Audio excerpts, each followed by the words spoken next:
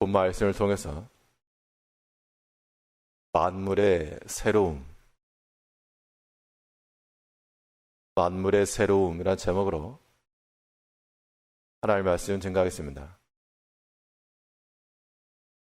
이 전도서에서 기록한 이 말은 헛되고 헛되다. 세상에 있는 모든 것들이 헛되다라고 말하면서 한 세대는 가고 한 세대는 오고 바람이 이리로 불어 저리 돌아가고 강물이 또한 흘러 바다로 들어가고 눈에 보이는 모든 만물들이 다 그 수고를 하지만 해 아래에서의 수고가 다 헛되고 무상하며 또한 피곤하다 이렇게 말했습니다. 만물의 피곤함이라고 하는 것이 힘들어 졸려 그런 의미에서의 피곤함이 아니라 더 이상 새롭지 않다는 겁니다. 이러한 만물의 피곤함 가운데서 우리가 새로움과 또한 활력을 찾아야 되겠는데 그 새로움을 얻을 수 있는 그 길이 무엇인가? 본 말씀을 통해 살펴보게 되면 먼저는 보이는 것 너머를 볼 수가 있어야 됩니다. 8절을 보시면 만물의 피곤함을 사람이 말로 다 알 수 없나니 눈은 보아도 족함이 없고 눈에 보이는 게 있긴 있는데 지금 항상 반복적인 것이요 예전에 있던 것이며 이미 보았던 것이기 때문에 더 이상 새로움도 흥미도 가지 않는다는 겁니다. 우리가 어떠한 미술 작품을 보게 되면 잘 알지 못하는 사람에게는 그냥 그렸는가 보다 그렇게 생각돼도 그 그림을 그려지게 된 역사적 배경, 그 작가의 여러 가지 생활들, 환경 이런 것들을 이해하고 보면 단순히 눈에 보이는 그 그림, 그 이상의 것을 볼 수가 있다는 겁니다. 여기에 표현된 이 선 하나가 어떤 의미인지, 여기에 그려진 이 꽃병 하나가 어떤 의미인지 알고 보면 새로운 거죠. 재밌는 겁니다. 모르고 보게 되면 저거 별 흥미가 없는데 알고 보면 참 이러하구나. 거기서 새로움을 느낀다는 겁니다.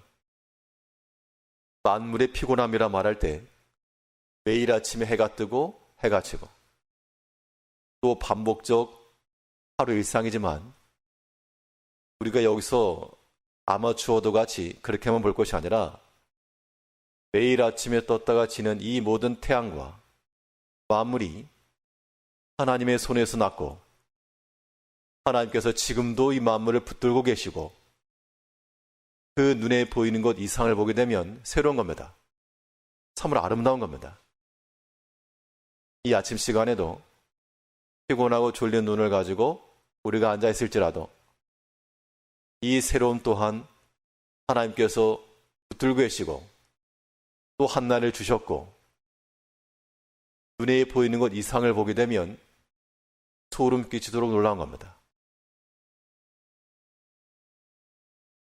눈은 보아도 족함이 없고 우리가 보는 것 이상의 것을 볼 줄 알아야 되겠네요. 예수님께서도 그 이상의 것, 그 너머의 것을 보셨기 때문에 인내하시면서 즐거움 가운데 나갈 수가 있었습니다.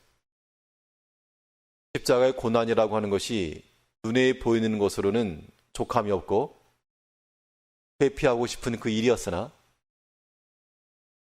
그 너머에 있는 즐거움을 위해서 주님은 참으셨습니다.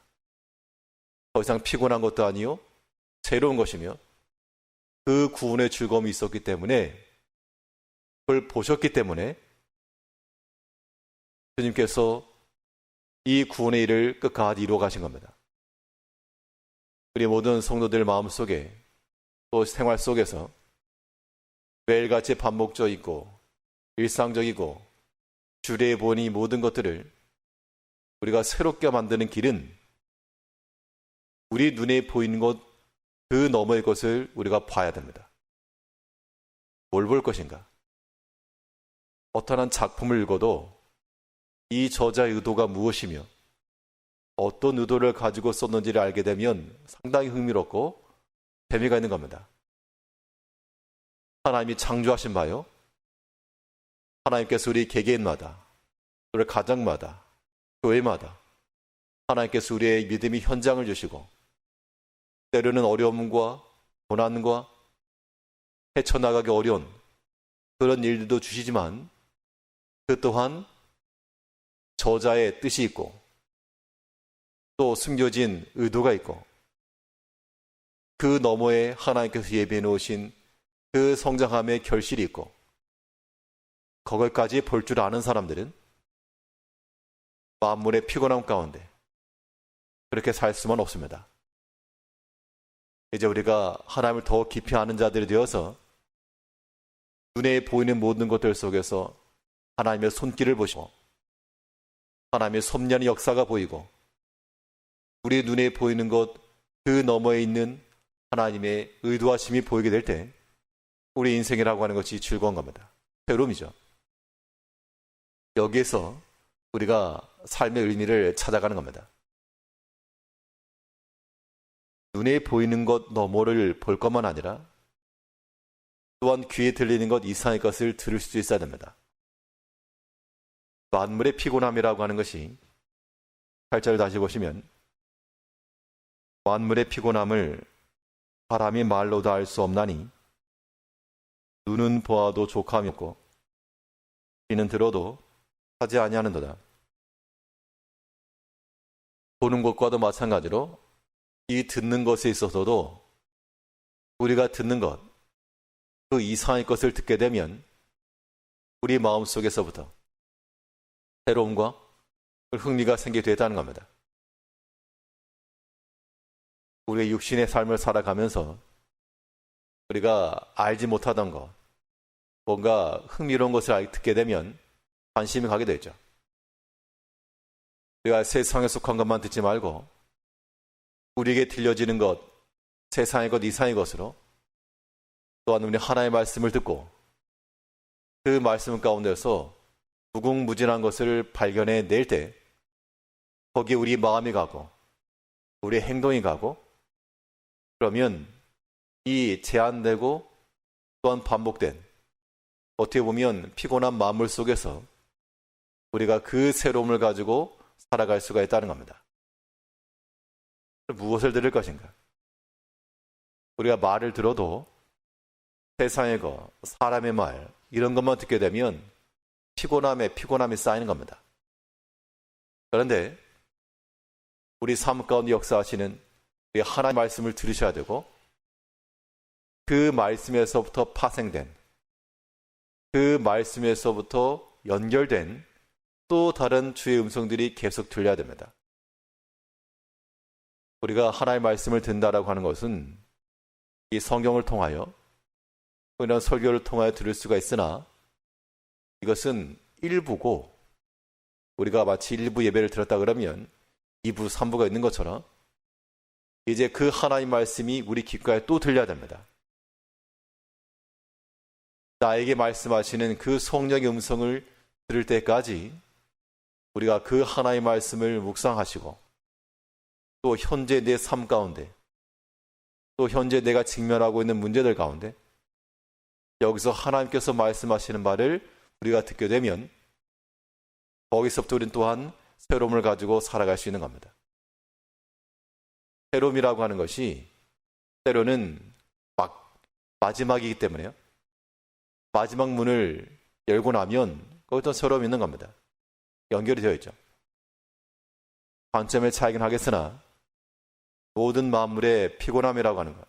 그러나 그 지루하고 의미 없어 보이고 도무지 내게 도움이 되지 않고 배울 것이 없어 보이는 그 자리에서 터치고 나가면 그것이 우리에게 새로움이 길이 되는 겁니다. 우리 마음속에 어떠한 새로움도 의미도 발견하지 못하시는 그런 경우가 있다 그러면 이게 눈에 보이는 것 그 너머를 보시기 바랍니다. 하나님의 손길 있잖아요. 매일 아침마다, 매 순간마다 사람들의 행함 속에서 이런 사람의 역사들만 볼 것이 아니라 그 가운데 역사하시고 섭리하시며 주장하시고 일하시는 그 하나님의 손길, 우리가 거기까지 보면서 이 모든 천하 만물의 조성자시요 저자이신 하나님의 그 의도를 파악하고 또 거기에 담겨진 숨은 뜻을 찾고 그러한 즐거움을 가지고 살아갈 때 우리 마음 가운데 새로움이 나올 수 있다는 겁니다. 우리가 하나님께서 인도하시는 그 길 속에서 보이는 것 너머의 것으로, 들리는 것 이상의 것으로 들으면서 제한되고 헛된 세상 가운데 있을지라도 우리 영혼은 날마다 새롭고 하나님을 인하여서 날마다 즐거우며 날마다 기쁨을 솟아나는 그런 삶을 살아가는 성도님들 되시길 바라겠습니다. 기도하겠습니다.